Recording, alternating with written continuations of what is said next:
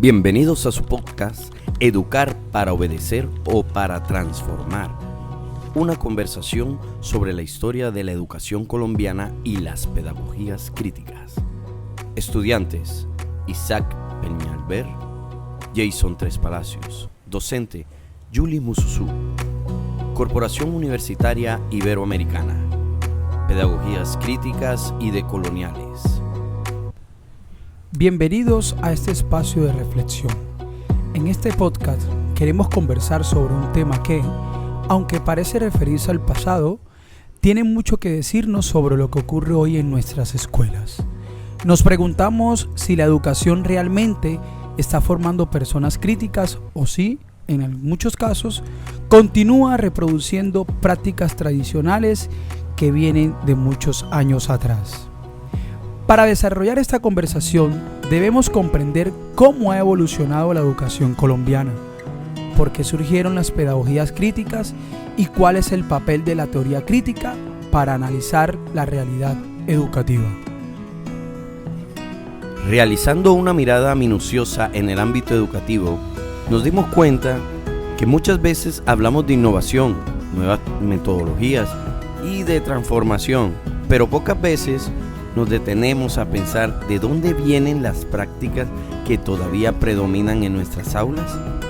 Comprender la historia de la educación nos ayuda a entender por qué existen ciertas formas de enseñar, de evaluar y de relacionarnos con los estudiantes. También nos permite preguntarnos si esas prácticas siguen respondiendo a las necesidades actuales o si es momento de transformarlas. ¿Qué nos dice la historia de la educación? De acuerdo con Pérez e Hidárraga, la educación colombiana ha estado marcada por distintos momentos históricos, en los que la escuela se caracterizó por privilegiar la transmisión de conocimientos, el orden y la transformación de ciudadanos conformes a los intereses predominantes de cada contexto. En este contexto, el docente era considerado la principal fuente de conocimiento. Su palabra difícilmente era cuestionada y el estudiante tenía un papel mucho más pasivo. Aprender significaba escuchar, memorizar y repetir la información recibida. Cuando pensamos en esto, muchos recordamos experiencias de nuestra propia etapa escolar. Seguramente varios crecimos en salones donde hablar sin permiso era motivo de sanción, donde equivocarse generaba temor y donde las evaluaciones consistían únicamente en demostrar cuánto se había memorizado. Lo interesante que esas prácticas no desaparecieron completamente.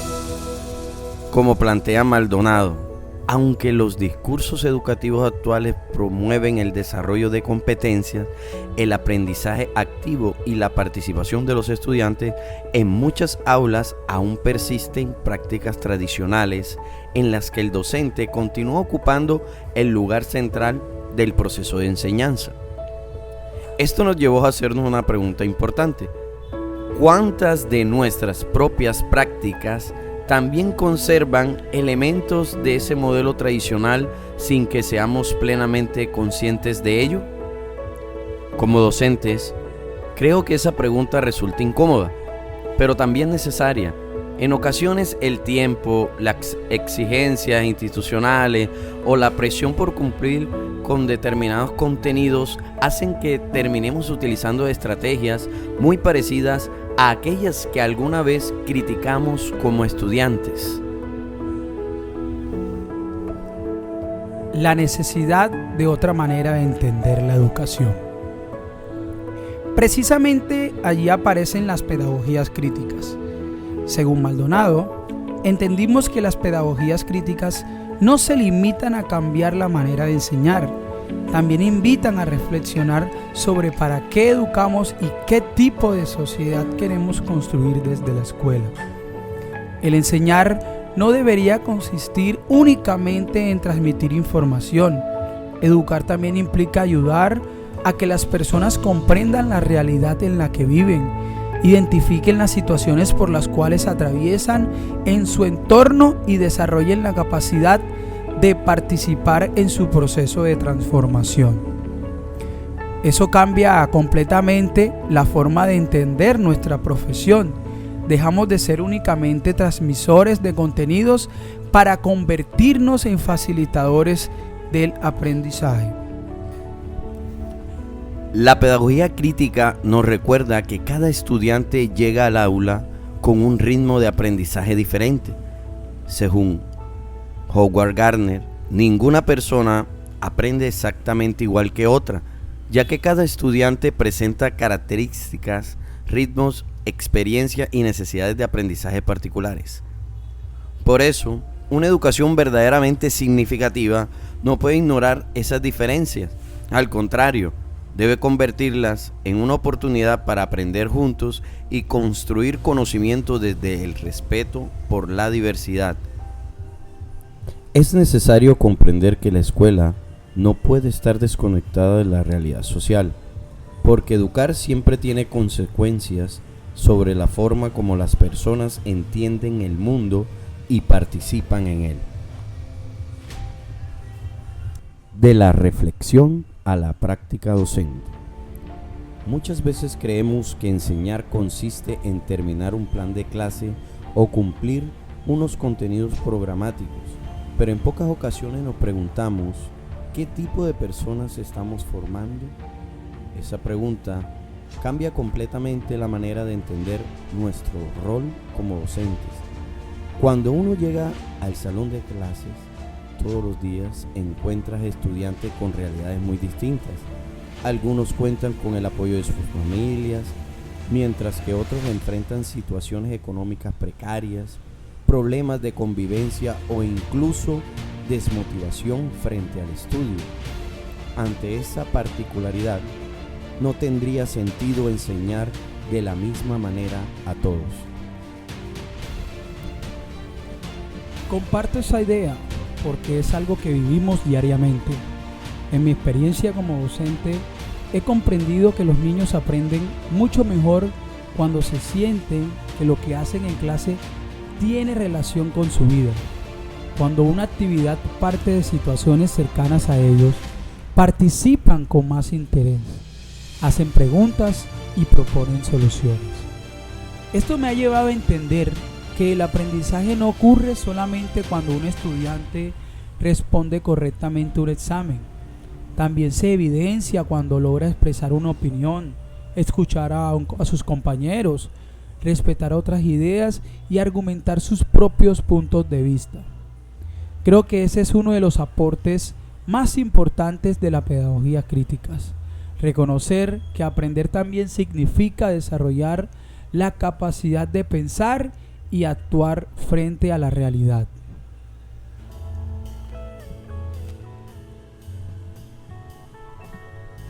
La escuela como espacio para dialogar. El papel del diálogo es muy importante. Tradicionalmente, el docente era concebido como quien vierte el conocimiento en las mentes de los estudiantes, entendido como recipientes encargados de recibir y almacenar la información. El conocimiento también se construye a partir de las conversaciones y del intercambio de experiencias. Araya sostiene que la construcción del conocimiento requiere procesos de diálogo, reflexión y análisis crítico de la realidad, en los que las experiencias de los participantes adquieren un papel fundamental. Eso no significa que el docente pierda autoridad. Significa que esa autoridad ya no se basa únicamente en decir que está bien o que está mal, sino en orientar procesos de reflexión.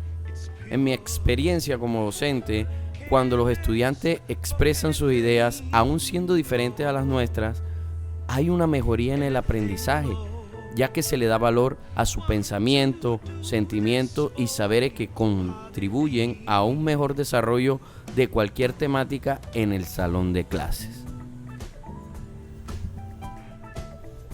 Estoy de acuerdo. Muchas veces las mejores preguntas de una clase no salen del profesor, sino de los propios estudiantes.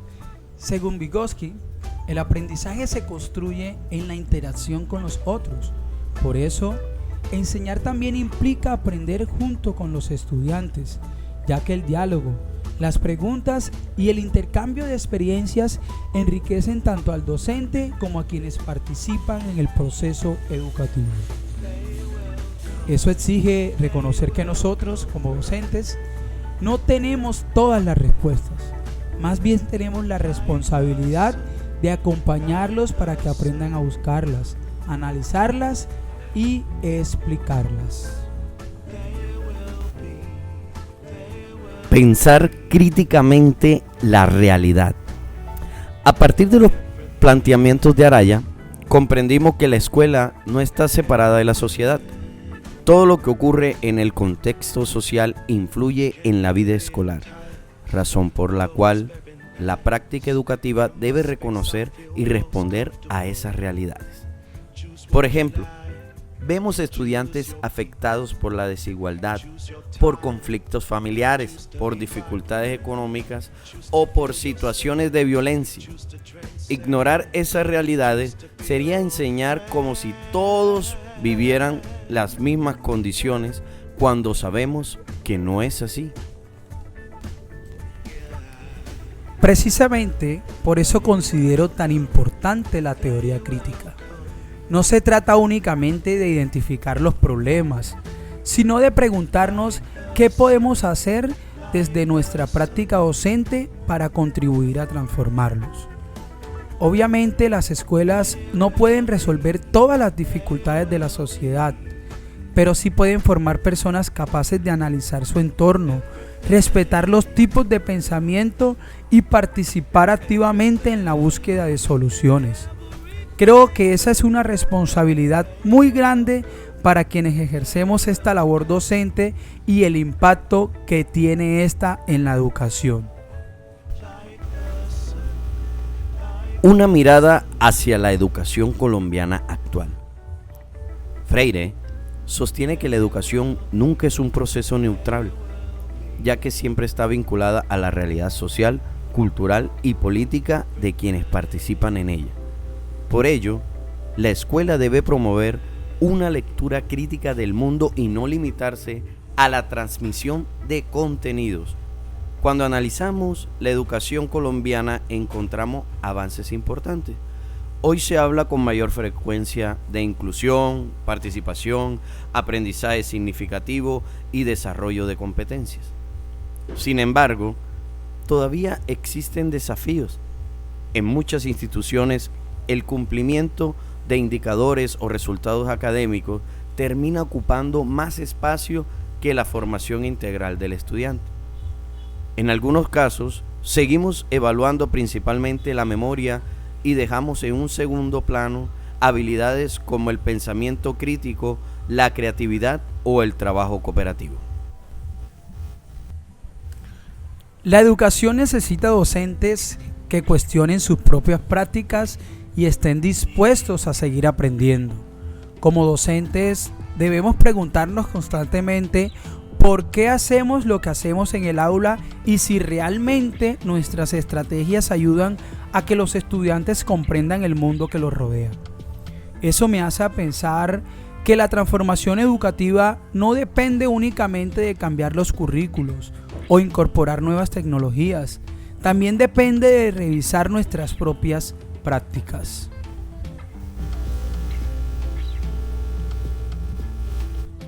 ¿Qué significa ser un docente crítico?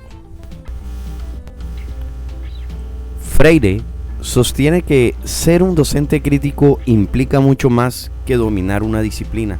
Significa generar espacios de diálogo, escuchar a los estudiantes y acompañarlo en la construcción de una mirada reflexiva sobre su realidad.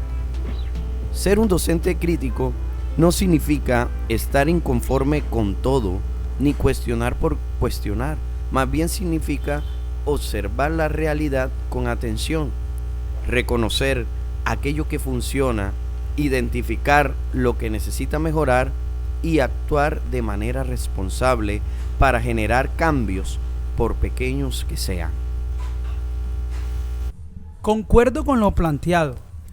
Creo que un docente crítico escucha a sus estudiantes, reconoce las diferencias, promueve el respeto por los distintos puntos de vista y entiende que enseñar implica formar ciudadanos capaces de convivir y participar en la sociedad. Al final, esa es la verdadera transformación educativa, aquella que empieza con introspección de nuestra labor docente y los cambios que impactan en el desarrollo de las actividades académicas. Reflexión final. Después de esta conversación, creo que una de las principales enseñanzas que nos deja este podcast es que la educación siempre ha estado influenciada por el contexto social, político y cultural de cada época. No hay que desconocer esa historia, ya que nos ayudaría a entender por qué muchas prácticas escolares aún permanecen y por qué otras han tenido que transformarse. También entendimos que la escuela no puede limitarse a transmitir conocimientos. Tiene la responsabilidad de formar personas capaces de dialogar, convivir, analizar su realidad y participar activamente en la construcción de una sociedad más competente. Este ejercicio nos invitó a reflexionar sobre nuestro propio papel como docentes.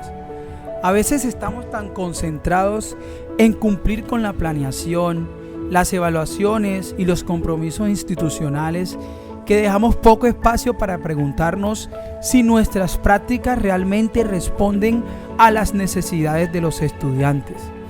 Cada decisión que tomamos en nuestro entorno educativo influye en la manera como nuestros estudiantes aprenden, se relacionan con los demás y comprenden el mundo que los rodea. Como docentes, tenemos la oportunidad de sembrar en nuestros estudiantes el gusto por aprender, el respeto por la diferencia y la capacidad de pensar por sí mismos. Aunque parezcan acciones pequeñas, pueden tener un impacto muy significativo en su proyecto de vida. Otro aspecto importante es que las transformaciones educativas no ocurren únicamente a través de grandes reformas o cambios normativos. También empieza con acciones cotidianas dentro del salón de clase, cuando promovemos el diálogo, escuchamos a nuestros estudiantes, valoramos sus experiencias y diseñamos actividades relacionadas con su contexto. Estamos dando pasos hacia una educación más participativa y más humana. Esto demuestra que la pedagogía crítica no es solamente una teoría, también puede convertirse en una forma de orientar nuestra práctica profesional. Finalmente, creemos que conocer la historia de la educación no significa mirar únicamente al pasado. Significa comprender cómo llegamos hasta aquí para tomar mejores decisiones en el presente y proyectar una educación que responda a los desafíos del futuro. Debemos mantener una actitud reflexiva frente a nuestra labor docente.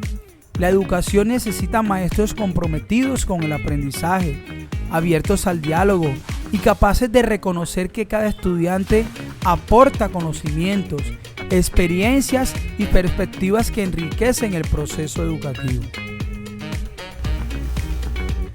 Esperamos que esta reflexión motive a seguir cuestionando nuestras prácticas, fortaleciendo nuestro compromiso con la enseñanza y construyendo espacios educativos donde aprender será también una oportunidad para comprender la realidad y transformarla.